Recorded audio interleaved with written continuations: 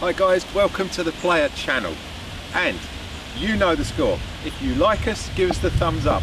If you want to subscribe to us, please do it, because we appreciate that. I'm about to get absolutely soaked, but today I'm going to bring you the one and only, the Nissan X-Trail.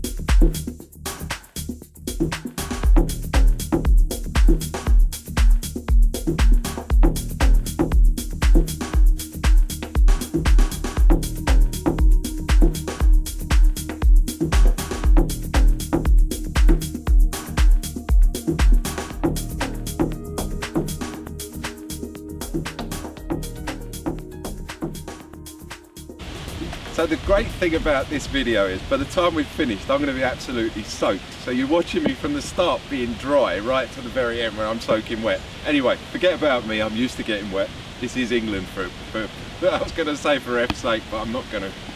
Nissan X-Trail. Not over keen on this colour. Mind you, it does blend in rather nicely. So if you're a fisherman, you want this type of car, because it's camouflaged. It's perfect. Joking apart. Great car. Not a lot of difference between the 2017 and the 2016 model, although this has had a facelift, primarily at the front of the car. So you've got that lovely new V-shaped grille, which you're going to see in a minute, because my lovely cameraman will wander around the front and do that for you. And some new sort of rather quirky little lighty things on the front, which are rather more pointed than the old one. The car itself, it's a 4-cylinder, it's about 175 brake horsepower. It's not going to go out there and break speed records. That's not what it's designed for. This is a 4-wheel drive crossover, and to be honest, it ticks the boxes when it comes to that market. The car itself, 35 grand buys you this car, and I've got to say, value for money wise, it's probably one of the best cars we've ever come across. We'll go into fuel consumption and all the other bits and pieces on the inside when I can get out of this rain and actually get dry for 10 minutes.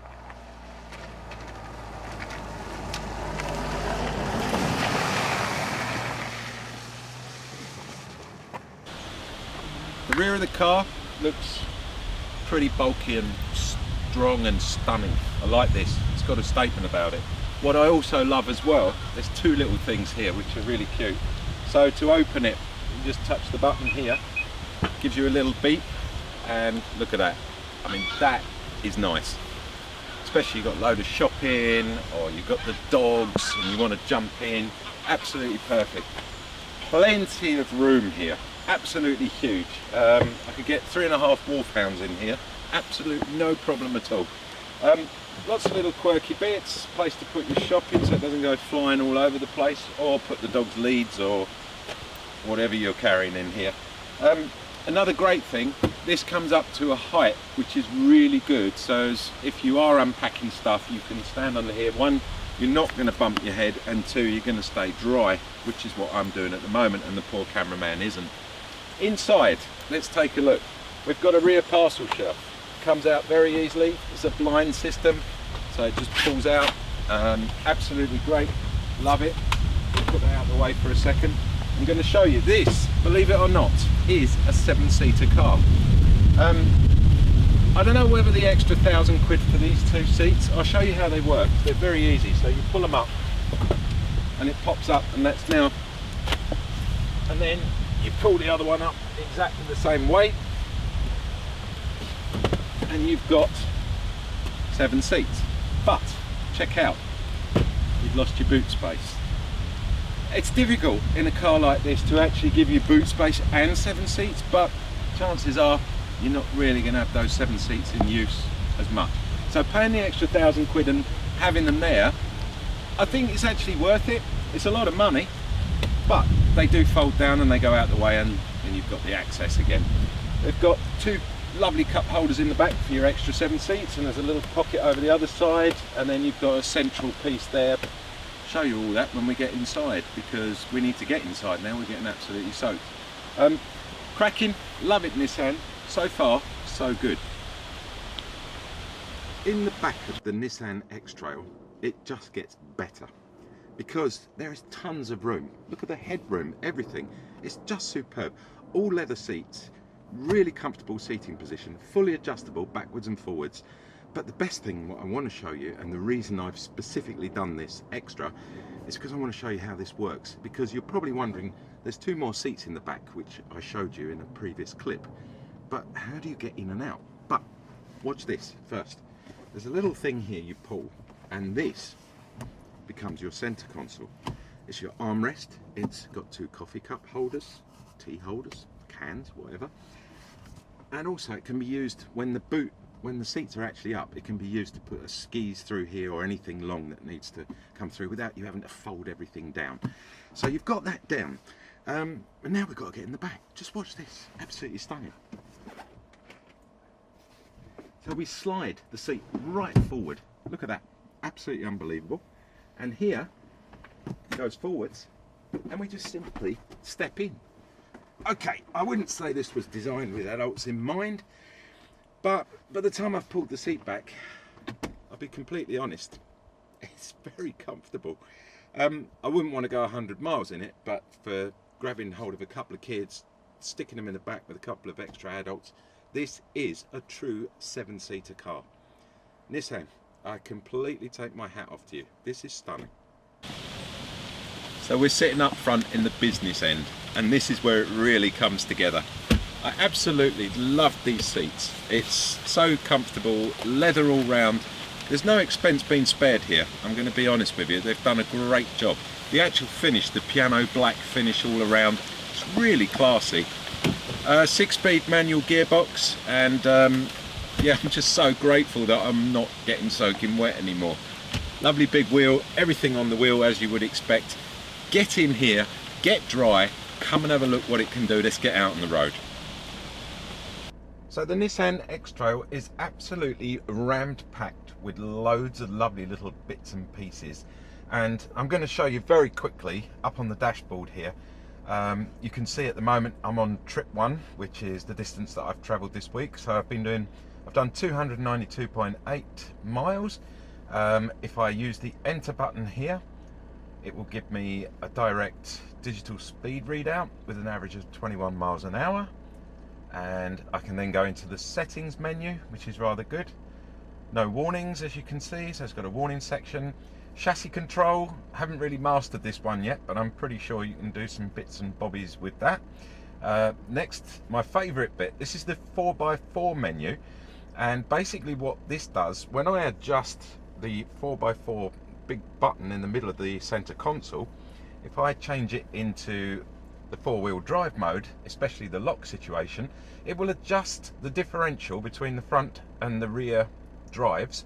And you can actually see this when you're driving along, the difference in the percentages that the car is physically working out for itself where it needs to put the extra power. It's a really handy, lovely little gadget that I love. The next one up is the driver attention button. Now this is really cool. It works out how long you've been driving, how long you've been stationary, and whether you need a cup of coffee or one of those energy drinks.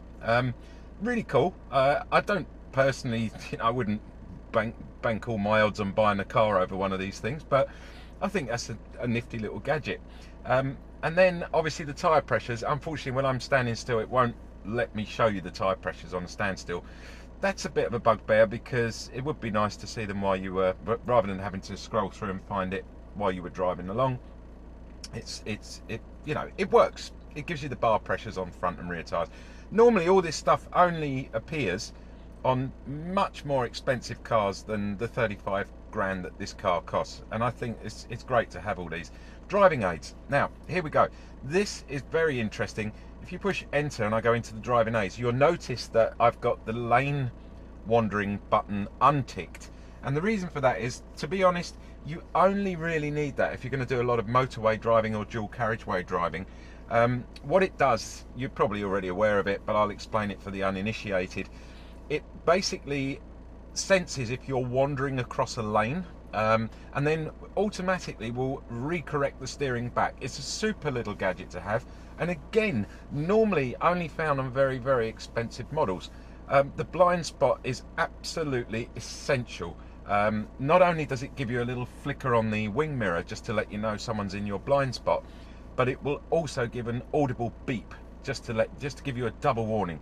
Again, I haven't noticed that on other cars. I like the audible beep because that really is handy. And then the emergency brake. Now, believe it or not, this actually came into its own the other day when, as I reversed, someone walked behind the car and the car took over and stopped everything. So it just literally, I wasn't aware what was happening. The car took over and saved me very, very, fortunately not backing into someone. So all of these things normally reserved for much higher end vehicles. On this car, you get them all as standard, which is really great, and I love it. We come out there, takes us back into the menu. We've got digital radio, again, so many stations nowadays, you can listen anywhere in the world. Fantastic. And then the traffic signs. This is never ending. I mean, really, we can just keep going and going on this, but traffic signs gives you the speed limits, it can give you warning signs that are coming up, and then the compass to finish with, which probably not something I would use, but who knows, you might do, you might need it one day. It's there if you need it, and it works. So there you go, just a very quick, simple explanation, sat behind the wheel, of what the Nissan X-Trail can actually do. It's pouring me rain outside, but listen, how quiet is it in here? And it's highly noticeable out on the road as well. We're going to start her up so you can see. Good old reliable diesel engine, 4-cylinder, 175 brake horsepower. That's all you need in this car. Great selector down here. This does the 4-wheel drive or the 2-wheel drive, and you can set it into an auto mode and it will self-select for you depending on the surface that it detects. On the main panel here, lovely, you can see how it's all lit up. We've got our digital radio, we have our map which will come up. I think it's a lovely big screen on this as well. Unfortunately at the moment we're in the night mode because it's so dark under here, you can hardly see anything. I love the fact that, again, the heating controls are kept separately away from this. We had that very similarly on the Q60 last week. They were down the side panels here, whereas this is at the bottom. Everything's really self-explanatory. I don't need to go into any depth to show you things. It's pretty obvious. We've got CD player, we've got telephone is all working, it's all linked up Bluetooth to my phone. We can go back, we've got the setup mode where we can go into the system, the audio. Just very, very simple, not tons and tons of sub menus and trying to pair this with that. I'm loving the car. I think it's a super car to drive as well. Got a load of buttons here as well. I've got my cruise control on here, and obviously because you don't want to be fiddling around with the radio and stuff, I go forwards, backwards, do everything I want on the steering wheel. Let's take it for a little drive with you guys on board so you can just hear how lovely and quiet, even when the engine's running and we're going over rough terrain, and how comfortable it is, because my cameraman here hopefully won't be bouncing around all over the place. So catch up with you in a second, see what you think of the ride. Okay, so not exactly the best weather conditions for filming at the moment, so I'm going to keep my eye on the road. But this car on the road, fantastic. What a lot of, it's got so much torque, it's unbelievable. You put your foot down, the response is there. There's no lag, nothing. It just boom, it's there. The wipers are all self-sensing, the lights are all self-sensing. To be honest, you don't have to worry about a lot when you're driving this car. I think it's a stunning car. I'd be quite happy to have my entire family in here. Safe, reliable, it's all I expect from a Nissan. So well done, Nissan. It's a super new version of an old car, the big brother to the Qashqai and the even bigger brother to the Duke. The Nissan X-Trail, I think, is an absolutely pucker car.